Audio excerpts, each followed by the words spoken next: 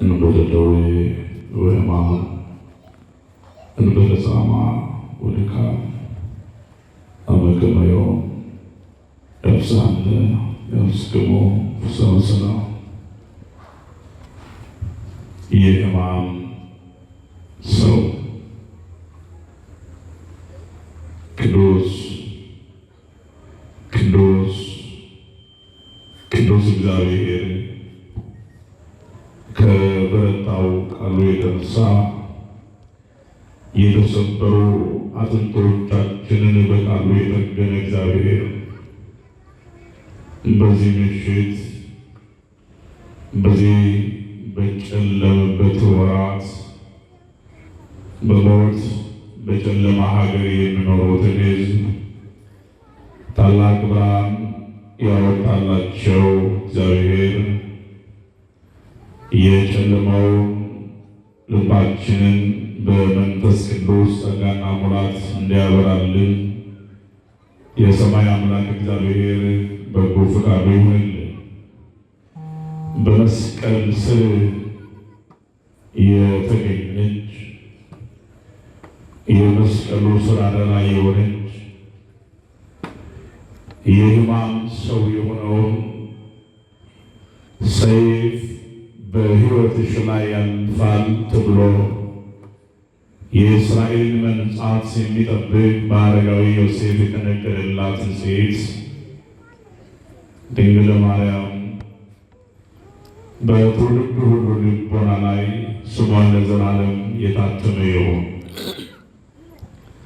ቅዱሳን መላእክት በየማዕረጋቸው የተመሰገኑ ይሁኑ።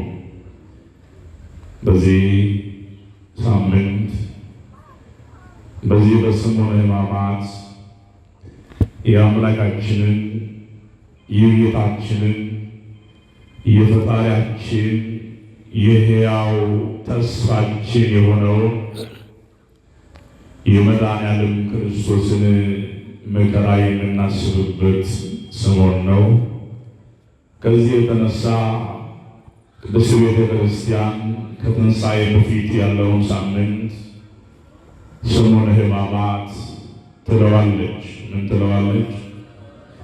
ሰሙነ ሕማማት ትለዋለች። ሕማማት የሚለው ቃል ታመመ፣ ተንገላታ፣ ተሰቃየ ሚል ፍቺ የሚኖረው ሲሆን ጌታችን መድኃኒታችን ፈጣሪያችን ኢየሱስ ክርስቶስ ስለ ሰው ልጆች የሕማም ሰው የተባለበት ወቅት ነው። ከዚህ የተነሳ ለጥቂት ጊዜ የምንመለከተው ከመጽሐፍ ቅዱስ ክፍል በትንቢተ ኢሳይያስ ምዕራፍ 53 ቁጥር 3 ላይ የሕማም ሰው ይለዋል ኢሳይያስ። አዎ ልክ ነው። ሕማማት የሚለው ቃል በላቲን ሄሮዶማስ ሳንታ የሚለው ትርጉም ይኖረዋል። አሊያም ደግሞ በግሪኩ ደግሞ ሄብዳሞስ የሚለው ፍቺ ይኖረዋል። በእኛ ቋንቋ ደግሞ በኢትዮጵያውያን ሰሙነ ሕማማት እንለዋለን። እቺ ቀን ዕለተ ሰኞ ናት። በቺ ዕለት ጌታችን መድኃኒታችን ኢየሱስ ክርስቶስ ወደ ኢየሩሳሌም ሲገባ ያን ቅዱስ የሆነውን ቤተ መቅደሱን ያጸዳበት አሊያም ደግሞ ፍሬ አልባ የሆነችው በለስ የተረገመችበት ዕለት ነው። ወገኖቼ መጽሐፍ ሲናገር ምንም አላገኘባትም ይላል። እስኪ በሉ ምንም በሉ እስኪ አላገኘባትም። የሚገርም ነው። ተስፋ ያደረጓት ያችን በለስ በመጨረሻ ሰዓት ፍሬ አልባ የሆነችው ያቺ በለስ የኔና የእናንተ ጌታ ኢየሱስ ክርስቶስ ትላንት እንደሰማነው በማቴዎስ ወንጌል ምዕራፍ 21 ጀምረን እንደተመለከትነው በዚህ በዕለተ ሰኞ ግን ይሄ ነገር ሆኗል። አምላክና ጌታ የሆነ እግዚአብሔር ወደዚህ ዓለም ሲገለጥ ለውርደት አይደል፣ ወደዚህ ምድር ሲመጣ ለክፋት አይደል። ባዶ የሆነውን ከጸጋ ጎድለን የወደቅነውን ዳግመኛ ወደሚሻለው ክብርና ማዕረግ ሊመልሰን ሲሻ ደግሞ መጣ መድኃኔዓለም። ኢሳይያስ ይህንን በማስተዋል ይህንን ሰሙነ ሕማማትን ከ700 ዓመታት በፊት ገና የእግዚአብሔር ልጅ ከድንግል ማርያም ሳይወለድ ገና ከሰማይ ቃል ሳይወጣ ኢሳይያስ የሕማም ሰው አለ።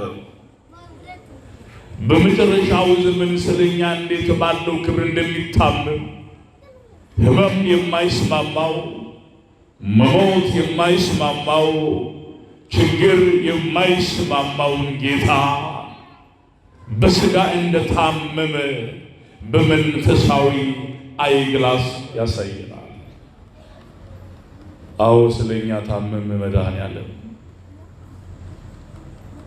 በገዳዮቹ ፊት በአስጨናቂዎቹ ፊት ዘንበል አለ። በገዳዮቹ ፊት ዝም አለ። የአይሁድ ጅራፍ እራት ሆነ የሰው ልጅ። ኢሳይያስ ይህንን በልቅሶ መሃል በሐዘን መሃል ሆነው ኢሳይያስ ገና በማርያም ሥጋ ተገልጦ ሳያየው ይመጣል ብለው ያሰበውን ይወለዳል ከድንግል ማርያም ብሎ ያሰበውን ለካ የሰው ልጅ ከክፋቱ የተነሳ አይደለም በሰው ልጅ ላይ በእግዚአብሔር ላይ እንዴት ባለው ማንነት እንደሚያምስ አይቶ የሕማም ሰው አለ። እኛም ክርስቲያኖች ያን ሕማም ያን ሕመም ያን የታመመውን ጌታ እያሰብን ይሄንን ሰሙነ ሕማማት እንላለን። ስቃዩን እናስባለን። በሥጋ ወራት እንደ ሰው መራቡን እናስባለን። በእርሱ ላይ የደረሰውን ግፍ እናየዋለን።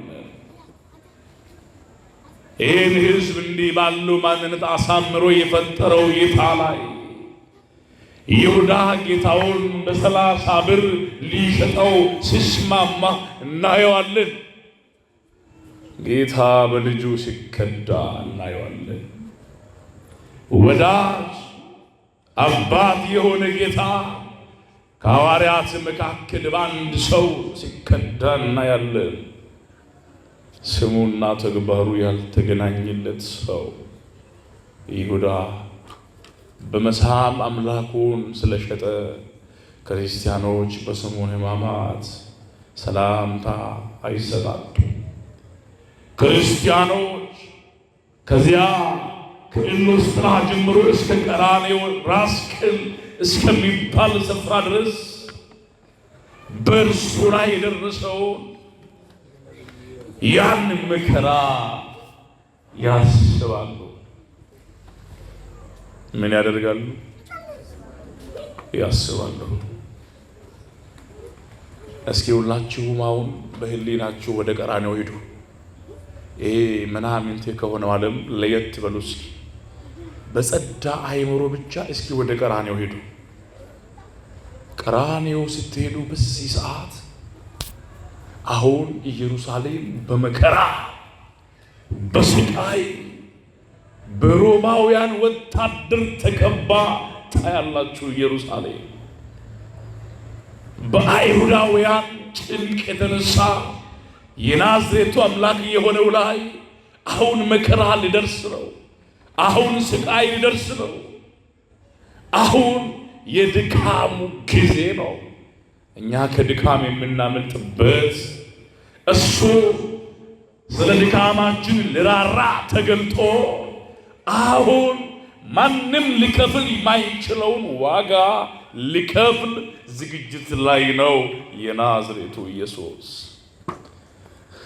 ትዝ ይላችኋል። በዶኪማስ ቤት በዮሐንስ 2 ላይ ጊዜ ገና አልደረሰም ሲል አርብን እያሰበ ስቃዩን እያሰበ መስቀሉን እያሰበ ችንካሩን እያሰበ በዚህ በሰሞነ ሕማማት የሕማም ሰው የተባለው ጌታ ያ የነቢያትን ትንቢት እውነት ለማድረግ አሁን ራሱን መስዋዕት አድርጎ ለሕዝቡ ቤዛ ሊሆን ዝግጁ የሆነ የትንሣኤው በግ በኢየሱስ ላይ አሁን አይሁዳውያን ሲነሱ እናያለን።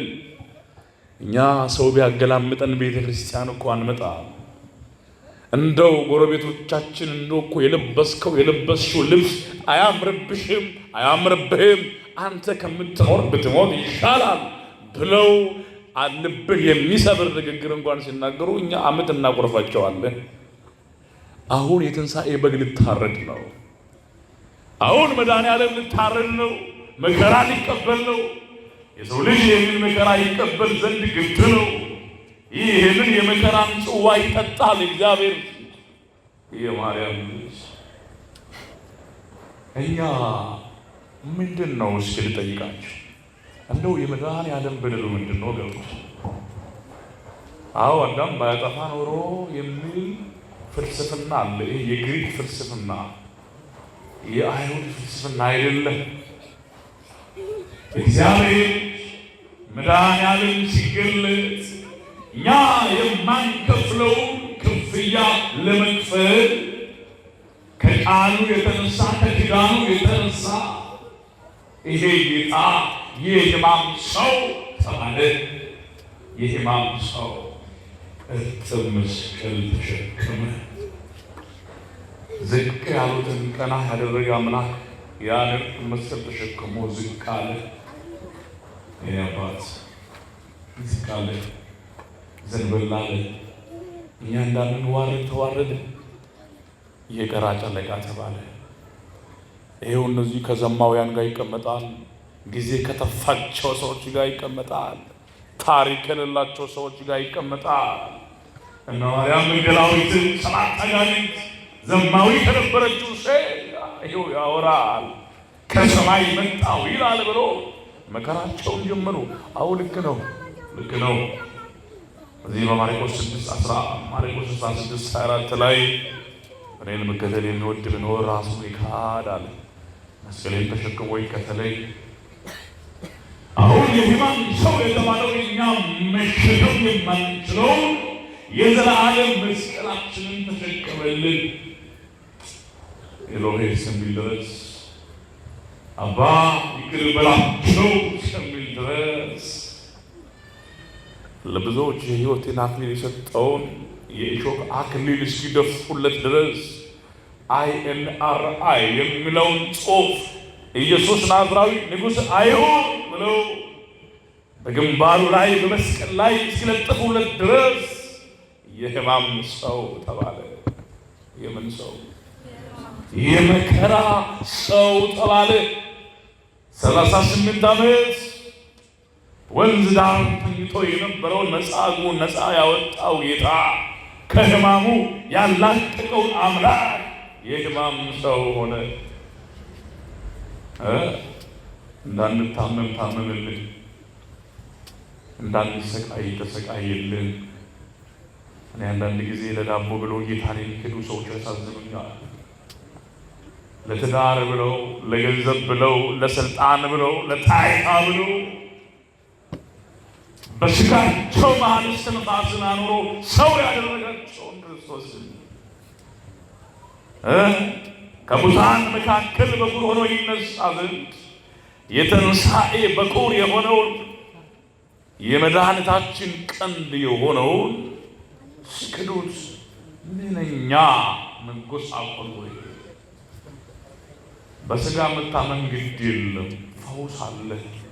አሁን ግን መከራው ብዙ ነው ወገኖች። አሁን የጌታ መከራ ስቃዩ ብዙ ነው። እኔና እናንተ እንደምንተርከው እንደምናወራው ስቃይ አይደለም። ራብን የሚያውቀው የተራበ ሰው እንደሚል መጽሐፍ አሁን በክርስቶስ ላይ እየደረሰ ያለ መከራ በዚህ ሳምንታት መካከል በዓለም ላይ ተደርጎ የማይታወቅ ነቢያት እንኳን አንድ ጊዜ ነው ወይ በመጋዝ ወይ በእሳት ወይ በበሬ ተጎትቶ አንዴ ይሞታሉ፣ አንዴም ያረፋሉ። መድኃኔዓለም ክርስቶስ ግን ሲፈልጉት በጅራፋቸው ላይ እሾህን እየለጠፉ ይገርፉታል። ስጋውን ወጭቆ እንዲነሳ ያሰቃዩታል። አባታችንን ሲፈልጉት ደግሞ ፊቱን ሸፍነው ኢየሱስ ሆይ አንተን የመታ ማን ነው? እስኪ በእውነት እግዚአብሔር ከሆንክ ተናገር እያሉ ይሳልቁበታል። ጌታ መሆኑን አምላክ መሆኑን ረስተውታል። አይምሯቸውንም ሽጠውታል። ሲፈልጉት ደግሞ በጲላጦስ ፊት ያቆሙታል። ያ ያማረውን የተለያየ በመቅደሱ ውስጥ የሚያገለግሉትን ካህናት ያለበሰውን ጌታ አክሊዳማ ደግሞ ያለብሱታል። ቀይ አክሊል። አቤት የጌታ ስቃይ፣ አቤት ሕማሙ፣ ደግሞ አቤት ቸርነቱ፣ አቤት ይቅር ባይነቱ። ሲፈልጉ ደግሞ በጥፊ ይሉታል። ጌታ ይህንን መዳፍ የፈጠረውን ጌታ፣ ይህንን እጅ የፈጠረውን ጌታ በጥፊ ደግሞ ይመቱትና አሁን አንተን የመታ ማን ነው ይሉታል። የሚገርማችሁ ይሄ እውነተኛ የአዲስ ኪዳን የጽድቃችን መስዋዕት የሆነ ክርስቶስ ግን ዝም ይል ነበር። ዝም ይላል። በግ ማን እንደሚያርደው እኮ አያውቅም። ጌታ እኮ ማን እንደሚገድለው ያውቃል። በማን ፊት እንደሚዋረድ ያውቃል። ሲፈልጉት ደግሞ የዛ የአይሁዳውያን የሮማ ወታደር ከግንድ ጋር አጣብቀው አስረውት አንድ ሰው እጁ እስኪታመም ድረስ 3 ኪሎ በሚያክል አለንጋ ደግሞ ይገርፉታል። የእኛ ጌታ ደሙ ወንዝ እስኪመስል ድረስ ይፈስ ነበር። ከደሙ ፈሳሽነት የተነሳ ስማችንን ደግሞ በሕይወት መዝገብ ላይ ጻፈ። የሕማም ሰው፣ የመከራ ሰው፣ የስቃይ ሰው። አቤት መድኃኔዓለም! እውነት አይኖቻችን ከተከፈቱ፣ አይኖቻችን ከተገለጡ፣ እሱ ላደረገልን ካሰብነው የወንድማችንን ደም አናፈስም። እግዚአብሔር ልጅ ክርስቶስ እግዚአብሔር በልጁ ላይ እኮ ነው የጨከነ። ወገኖች በአንድ ልጁ ላይ ጨከነ። ዓለም እንድድን፣ እኛ እንድንፈወስ፣ የዘላለም ምሕረት እንዲደረግልን አባት በሰማይ ሆኖ በልጁ ጨከነ። የትኛው ጀግና አባት ነው በልጁ ላይ ጨክኖ ለዓለም ሁሉ ቤዛ ይሆን ዘንድ ሰደድኩ የሚል የለም። እግዚአብሔር አብ ግን ይህን አደረገ። ክብር ለእግዚአብሔር አብ ይሁን። ወልድ ደግሞ ተገልጦ ይሄን መከራ ይቀበላል። አያችሁ፣ በቃ በጲላጦስ ፊት ቆመ። እንዲሁ ጲላጦስ በጣም ይገርመኛል፣ ያዘነ ይመስለኛል። በርባ ታስረዋል። ነፍሰ ገዳይ ነው፣ ሌባ ነው፣ ቀማኛ ነው፣ ህዝቡን ያስቸገረ ነው። በርባና ኢየሱስ ክርስቶስን በአንድ ሚዛን ፊት አቆሙ። አያለማወቅ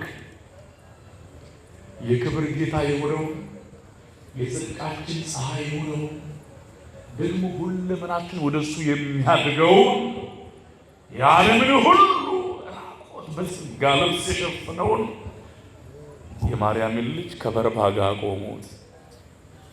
እኛ ብንሆን አይድሌ እንላለን።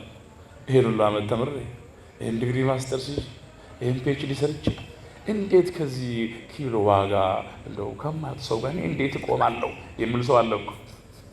ሰው አይደል? ለዛ ነው እግዚአብሔር ልጅ ሰው የሆነ። በርባንና ጌታን በግራና በቀኝ አቆማቸው። በርባ ከፍ ብለዋል፣ ጌታ ዝቅ ብሎ ከታች ቆመዋል። ጲላጦስ አዘነና እንዲህ አለ፣ እኔ ከዚህ ሰው በደል አላገኘሁበትም አለ። ሲበሉ እኔ በሉ ከዚህ ሰው በደል አላገኘሁበትምና ገርፌ ልተወው። ያሳዝናል። ራሱ ጲላጦስ ከስር ያሉ ጮኹ፣ እጅ አነሱ፣ ይሰቀላል። ምን ይሆናሉ? የአባት ያለ በደሉ ይሰቀላሉ። ዛሬም ሰቃላያን አሉ፣ የሚሰቅሉ በየፍርድ ቤቱ አሉ። ጥቁር ለብሰው ገንዘብን ተገና አድርገው በደሃው ላይ የሚፈርዱ አሉ። እነሱን እግዚአብሔር ይማራቸው።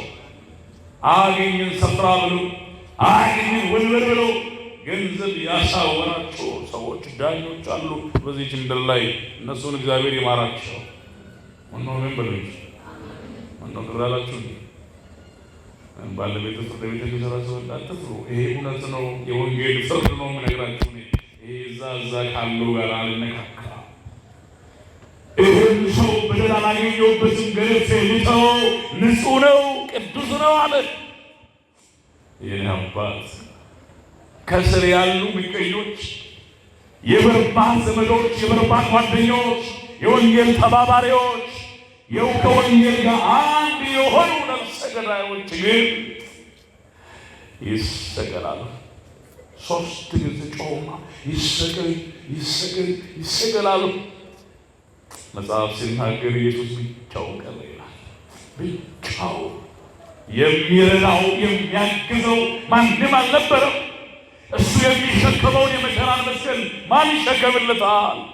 እንደው አንዳንድ ጊዜ እኮ የይሁዳ ክርስቲያኖች ይገርሙኛል። የኪዳን ክርስቲያኖች እንደው ቤተ ክርስቲያን ቤት በኩል እንደምትሳለም አያውቁም።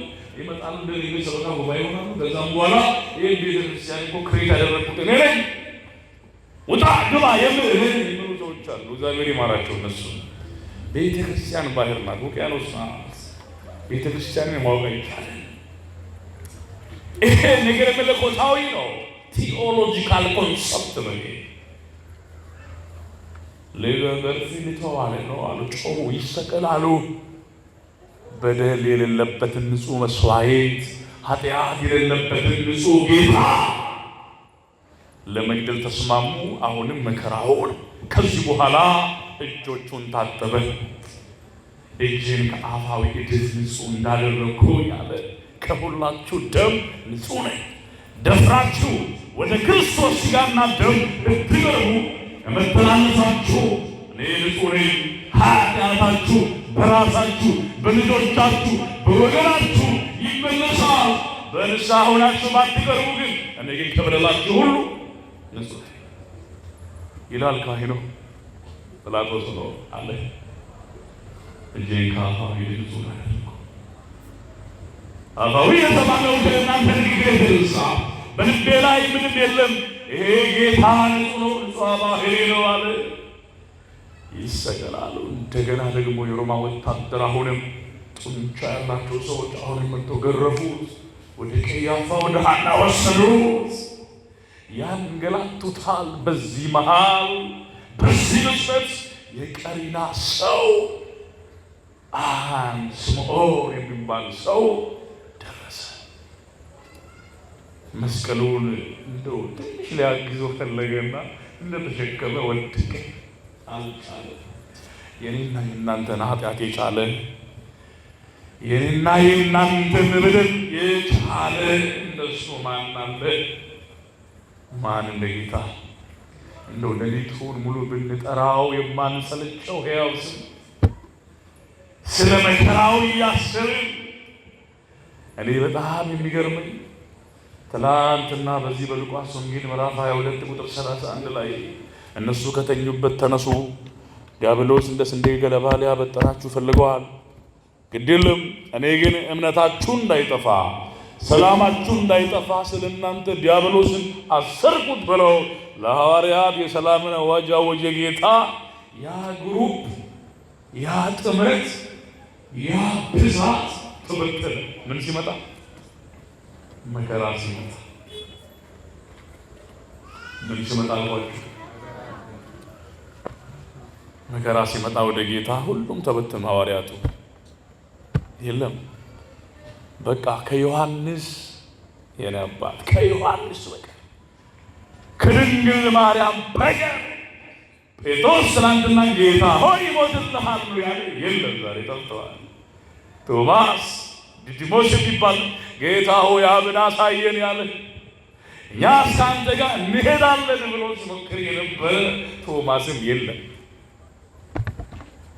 እነዚህ ዘብዴዎስ ልጆች የሉም ከዮሐንስ ወደ ኧረ በስመ አብ። አሁን እግዚአብሔር ልጅ ክርስቶስ በመከራ ሰዓት ብቻውን ሆነ። በቃ ይሄ መከራ ተፈራረቀበት። ይጎትቱታል፣ ይገርፉታል፣ ይተፉበታል፣ ደሙ ያፈሱታል።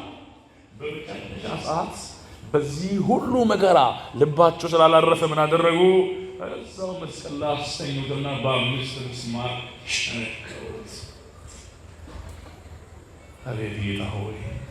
ከዛ በኋላ ከሰማይ ዝቅ ብሎ ከምድር ከፍ ብሎ በማይከለ ምድር በዚያ በኢየሩሳሌም ደግሞ ሰቀሉት። ገለውት፣ ገርፈውት፣ በችንካር ወቅተውት አላረፉም። ምን አይነት ነው ወገኖች? እንዲህ አይነት ክፋት ትዝ ይላችኋል? ሻሸመኔ ላይ የዛሬ ስንት ዓመት አንድ ወጣት ሰቅለው ሲያቃጥሉት ሰቅለው ወድቋል። ወጣት ነው፣ ያምራል፣ እሳት ነው ከሱበት ይላባት። ያ መድኃኔዓለም ይሄ ሁሉ መከራ የተቀበለለትን ጌታ የሕማም ሰው የተባለው እሱ የሞተበትን ሰው በእሳት ደግሞ ለኮሱት። እየገባችሁ ነው? እየገባችሁ ነው? ከዛ በኋላ ሁሉ ሸሽ፣ በመከራ ሰዓት ሸሹ።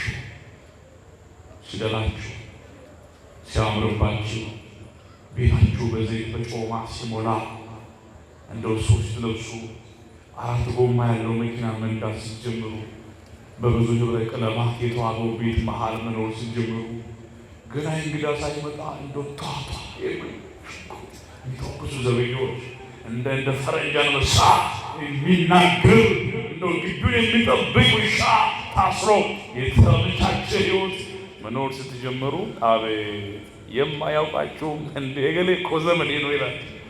እንደው እሷ እኮ የኔ ወዳጅ ናት እንዴ ይላል። ባዶ በሆናችሁ ጊዜ በመከራ ሰዓት ማንም የለም፣ ማንም የለም። ፊቱን አይደለም ሁሉም ጀርባውን ያዞርባቸዋል። ጌታ ላይ የደረሰ ከዚህ በላይ ነው። በቃ አሰቃዩት። ከዛም በኋላ በመስቀል ላይ እንዲህ ብሎ ፈጸመ። አባት ሆይ ይህን ሁሉ መከራ ይህን ሁሉ በደል አትቁጠርባቸው። ምሕረቱን በይቅርታ ዘጋ። አስታራቂነቱን በይቅርታ ዘጋ። በእግዚአብሔር አብና በሕዝቡ መካከል የነበረውን ያን ደንቀራ አነሳ። ያን ግርዶሽ አነሳ። ያን የጨለማውን ግንብ አፈራረሰ። በመከራው በምን አልኳችሁ? በመከራው የሕማም ሰው ሆነ። ስለኛ ታመመ፣ ሞተ። በጴንጤናዊ ጲላጦስ ዘመን መከራን ተቀበለ መከራ። ከዛ መከራ በኋላ ከዚያ ግፊያ በኋላ ደግሞ እኔና እናንተን ከአባቱ ጋር አስታረቀ፣ ከራሱ ጋር አስታረቀ፣ ከመንፈስ ቅዱስ ጋር አስታረቀ። አቤት ለእንግኖስ የሚባል ሰው ሲወጋው ያ ዕውር የነበረ ዓይኑ በራ። እየሞተ የሚያድን ጌታ ነው። በመከራው ክብር ለስሙ ይሁን። የሕማም ሰው በሉ እስኪ፣ የሕማም ሰው። እንዳንታመም ማን ታመመልን? እንዳንሰቃይ ማን ታመመልን? ኢየሱስ ሆይ በሉ እስኪ፣ ኢየሱስ ሆይ፣ አማኑኤል ሆይ፣ ክርስቶስ ሆይ እንወድሃለን። ስለፈሰሰው ደም፣ ስለቆረስከው ሥጋ እንወድሃለን፣ እንወድሃለን። ክብር ላንተ ይሁን፣ ምስጋና ላንተ ይሁን። ታርደሃልና በሉ እስኪ፣ ይገባሃል። ሞተሃልና ይገባሃል። የሕማም ሰው